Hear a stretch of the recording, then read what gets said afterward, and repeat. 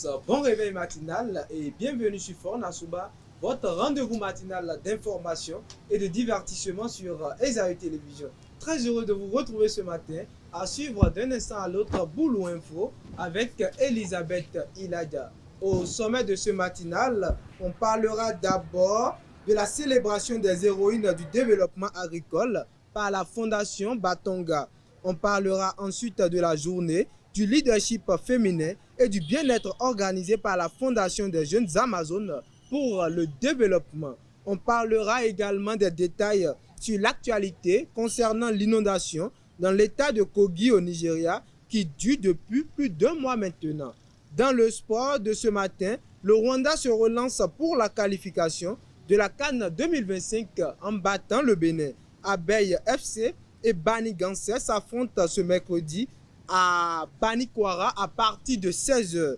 Après Boulou Info et la page des sports, nous allons poursuivre avec l'astuce santé. Ce matin, Sylvie Dedeu nous donnera une astuce pour améliorer l'énergie et l'humeur dès le matin.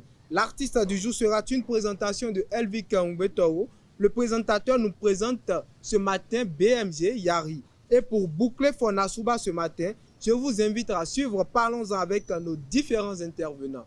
On démarre sans plus tarder avec Boulou Info et la Minute Sport.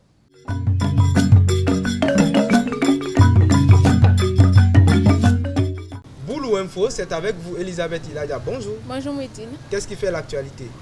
Bonjour à toutes et à tous et bienvenue dans Boulou Info. À l'occasion de la journée mondiale de la femme rurale ce mardi 15 octobre, la Fondation Batonga célèbre les héroïnes du développement agricole. Ces femmes représentant 40% de la main-d'œuvre agricole mondiale et assurant 80% de la transformation des produits agricoles en Afrique jouent un rôle clé dans la sécurité alimentaire et la durabilité rurale. Fidèle à sa mission d'autonomisation, la Fondation leur offre des formations en entrepreneuriat et leadership pour renforcer leur indépendance. Dans un monde où les inégalités existent encore, il est important de rappeler aux jeunes filles qu'elles ont en elles la capacité de faire bouger les choses. C'est l'objectif de l'ONG, la Fondation des jeunes Amazones pour le développement, qui a organisé une journée sur le leadership féminin et le bien-être des femmes au CEGIB Maga de Parakou. Un reportage de Mouidine Lawani et de Sylvie Dedeu. Amazon, brisez l'inégalité.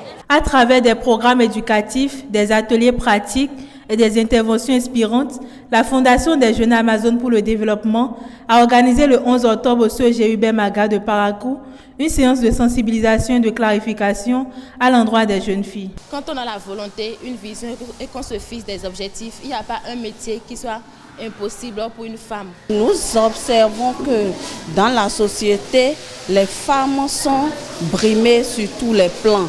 Le droit des femmes n'est pas vraiment respecté à cause du système patriarcal que nous observons au Bénin.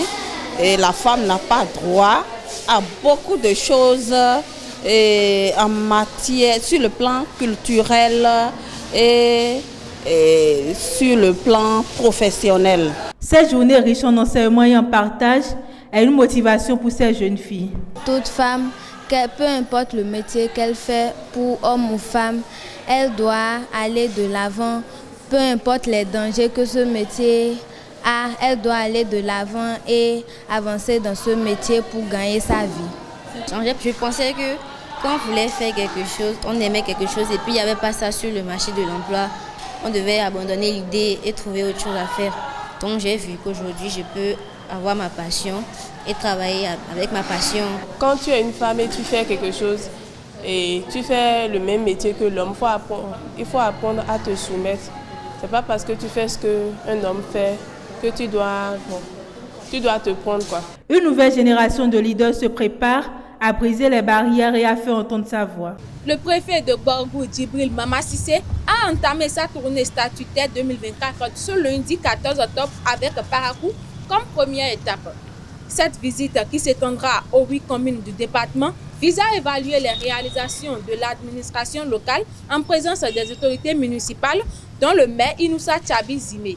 Le bilan présenté couvre des thématiques clés telles que la gouvernance locale, les finances et l'économie, conformément aux exigences de la décentralisation. Au CEGIB Maga de Parakou, Les latrines qui doivent servir de lieu pour se mettre à l'aise sont dans de mauvais état. L'entretien de ces cabines ne sont faits et exposent les collégiens. Dans ce reportage de Florian Gbagidi et Elve Kerungbetao, suivez le ressenti des membres de l'établissement. Au collège d'enseignement général Hubert Maga de Parakou, l'état des toilettes ne permet pas aux élèves d'y accéder facilement et faire leurs besoins en toute sécurité. Et je tiens à vous dire que dans ce collège, vraiment, tout a vieilli presque.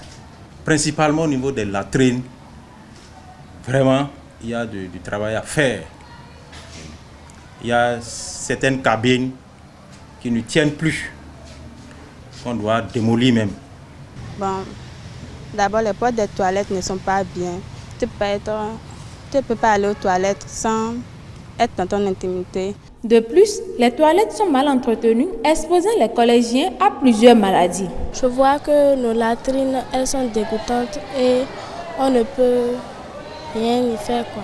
Parce qu'il y a d'autres élèves, lorsqu'ils se lèvent, ils viennent, ils défèquent au bord des latrines. C'est ça qui entraîne les maladies comme le paludisme, le choléra, les infections, etc. En plus, c'est sale, ça sent. Conseils et approches de solutions sont donnés pour entretenir et garder en état ce qui reste de ces cabines. On va contribuer à la propreté des toilettes. En choisissant des jours pour venir nettoyer les toilettes et en allant aux toilettes, en faisant attention de ne pas salir les bords des toilettes, ne pas salir les toilettes. Moi, j'ai prévu, lorsque je verrai un élève en action, en train de faire ce genre de choses, je vais lui refuser de faire ce genre de choses. Donc, il revient aux élèves vraiment de prendre au sérieux le peu qui existe d'abord. Parce que tel qu'ils se comportent vis-à-vis de ces lieux, puisqu'on a besoin de ça. Parce qu'à un moment donné, on a besoin d'aller se mettre à l'aise, d'entretenir ça. Depuis plus d'un mois, l'état de Kogi au centre du Nigeria subit de graves inondations ayant détruit près de 200 localités et laissé plus de 2 millions de personnes sans abri. Les infrastructures essentielles telles que des écoles et hôpitaux ont été emportées, aggravant la crise alimentaire dans la région. Les autorités locales, dépassées par l'ampleur de la situation, lancent un appel urgent à l'aide pour éviter une crise humanitaire et de potentielles épidémies. C'est tout pour Boulou Info de ce matin. Merci de l'avoir suivi et à très bientôt. Merci à vous, Elisabeth Iladia, pour cette présentation.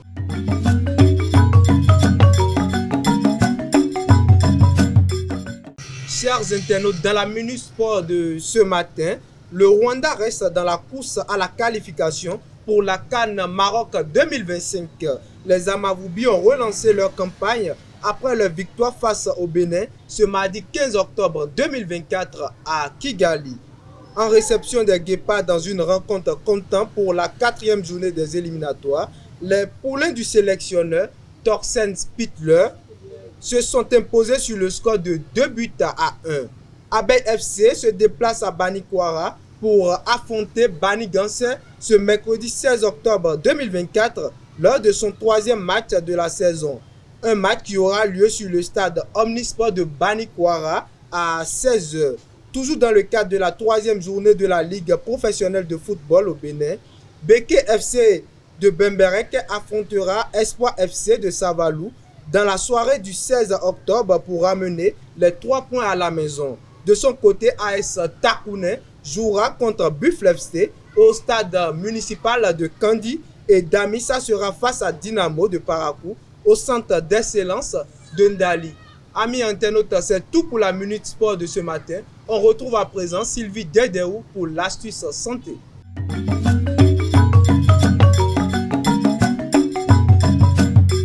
Sylvie Dedéou, bonjour. Bonjour Mouhidine. L'astuce santé, c'est avec vous. Bonjour à tous, c'est l'heure de notre conseil bien-être pour démarrer cette journée. Aujourd'hui, je partagerai avec vous une astuce simple mais efficace pour améliorer l'énergie et l'humeur dès le matin. Il s'agit de la respiration consciente. Souvent, on démarre la journée à toute vitesse sans prendre le temps de se recentrer. Pourtant, quelques minutes de respiration profonde peuvent faire toute la différence. Voici comment faire. Asseyez-vous confortablement, fermez les yeux et relâchez vos épaules. Inspirez profondément par le nez pendant 4 secondes. Retenez votre souffle pendant 4 secondes également. Expirez doucement par la bouche pendant 6 secondes. Répétez cet exercice 4 à 5 fois. Ce simple rituel permet de réduire le stress, d'oxygéner le cerveau et vous donne un boost d'énergie pour attaquer la journée avec plus de calme et de concentration. Essayez-le dès maintenant et vous verrez, votre corps et votre énergie et votre esprit vous remercieront. Alors, prêt à respirer bien, commencez cette journée. À demain pour un nouveau conseil bien-être. Merci à vous, Sylvie Dedeo, pour cette présentation. Contrairement à hier, vous êtes un peu joyeux ce matin. Sûrement parce que j'ai découvert l'astuce ce matin aussi. D'accord. Merci à vous encore une fois, Sylvie Dedeo. On retrouve à présent Elvic Umbeto pour l'artiste du jour.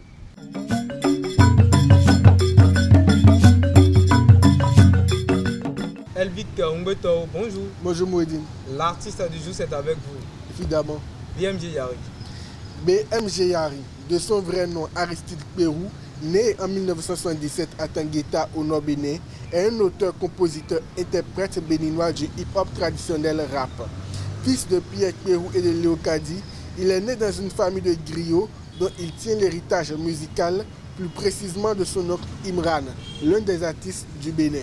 Partant du Cœur Saint-Michel à l'orchestre Cool Star de Nati Tengu, il fait ses débuts en 1993. Ses deux premiers albums sont Oya, sorti en 2002 avec son groupe Constat des Faits, et Bienvenue au Bénin, sorti en 2005. En 2006, il a sorti son troisième album intitulé Dans ta zone. Projet Classe, c'est une nouvelle sortie pour BMG Yari et constitue son quatrième album en 2007. Pour rendre hommage à Bio Guerra, il sortit le cinquième album de la même année et l'appela Guerrier Bariba. En 2019, Nati Boy, le sixième album, annonce le retour de l'artiste sur scène et en 2022, il chanta Kikoko. Le chanteur détient un trophée du RSR Award en 2008. C'est tout pour l'artiste du jour. Merci à vous, Elvic Umbeto, pour cette présentation. À présent, chers internautes, on suit le Parlons-en avec nos intervenants.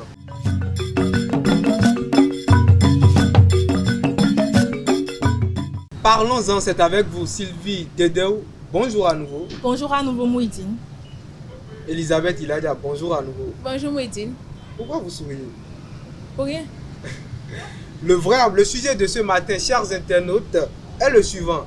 Le vrai amour est-il éternel? Autrement dit, est-ce que l'amour finit? D'entrée, je m'adresse à vous, Sylvie. Est-ce que l'amour finit? Bon, pour moi, l'amour ne finit pas. Quand il s'agit de vrai amour, ça ne finit pas. Elisabeth Iladia, dites-moi, c'est quoi l'amour pour vous? L'amour, c'est un sentiment entre deux personnes. Donc, on a différents types d'amour. On peut avoir l'amour fraternel et puis autre. On peut avoir l'amour fraternel. Alors, dites-moi, qu'est-ce que vous pensez du sujet?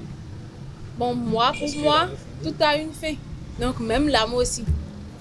Ça finit. Sylvie Dedeo, Elisabeth a défini l'amour comme un sentiment entre deux personnes.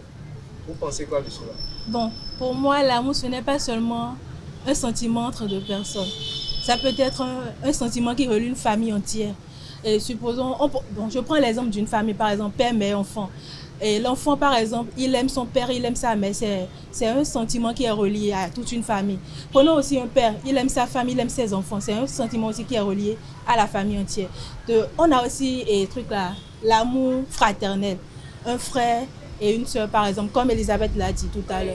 Il y a aussi l'amour que nous portons à nos amis, les personnes que nous rencontrons, nos camarades, et des personnes que nous n'avons jamais rencontrées, nous pouvons les aimer. Il y a aussi l'amour, le sentiment qui lie deux personnes et qui peut les amener au mariage. D'accord. L'amour, le sentiment qui lie deux personnes et qui peut les amener au mariage. Elisabeth, vous dites que l'amour finit. Oui. L'amour finit. Qu'est-ce qui vous fait dire ça? Bon, je l'avais dit, et pour moi, tout a une fin. Même l'amour aussi. Parce que même pas, quand on est au quartier, par exemple, maintenant, et puis il y a une maman là, et que bon, parfois elle nous commande, et puis on a quelques occasions de discuter avec elle. Elle nous dit, des mamans aussi nous disent ça, elles disent que bon, entre le papa et puis elle maintenant, c'est à cause des enfants qu'elle est encore là. Parce que souvent, L'amour prend fin, mais c'est le respect et les compromis, c'est tout ce qui reste dans le couple en fait. Vous êtes sûr que l'amour prend fin? Si. Déjà, Sylvie, quand elle a défini l'amour, elle a parlé de l'amour fraternel, l'amour maternel. Voilà. Dites-moi, est-ce que je ne parle plus d'amour-relation? Okay. Est-ce que c'est... Bon, ce type d'amour-là prend fin? L'amour fraternel, l'amour entre les soeurs, maternel. Bon, je peux dire que l'amour maternel ne prend pas fin. Mais quand on parle d'amour entre deux partenaires, par exemple, surtout les couples, je crois vraiment que l'amour finit là. Parce que vous avez dit que c'est deux étrangers qui tombent amoureux, au fil du temps, ça prend fin. Bon, pour moi, comme je l'avais dit tout à l'heure, l'amour ne finit pas. Et Mouidine l'a souligné. Et quand il s'agit d'amour paternel, amour maternel, ça ne finit pas parce que quels que soient les problèmes que nous faisons, nos parents ils nous pardonnent chaque fois. Parce que ce sont eux qui nous ont engendrés d'abord. Déjà, il y a des situations où le parent dit « je te renie mon fils ». Non. Bon, c'est vrai que des situations comme ça arrivent, mais au fond, le père aussi a mal. Ce n'est pas parce qu'il t'a renié que lui-même ne souffre pas intérieurement. Il a au moins un brin d'amour en toi. Parce que c'est lui qui t'a élevé, éduqué pendant toute ton enfance. Donc même s'il te renie là, ne pense pas que bon, lui-même il ne souffre pas. Au fait, il souffre au fond de lui avant de dire et avant de faire sortir ce genre de propos. D'accord. Elisabeth, vous dites que l'amour finit. Dites-moi. Entre deux partenaires. Bon, entre deux partenaires. Ok, je vais rester sur votre idée. Dites-moi, avez-vous déjà eu un gourmet une fois? Bon, oui, je crois que c'est une phase et par laquelle tout le monde passe. Même vous aussi. Non, je n'ai jamais. Ah non, vous avez déjà eu un gourmet. Tout le monde.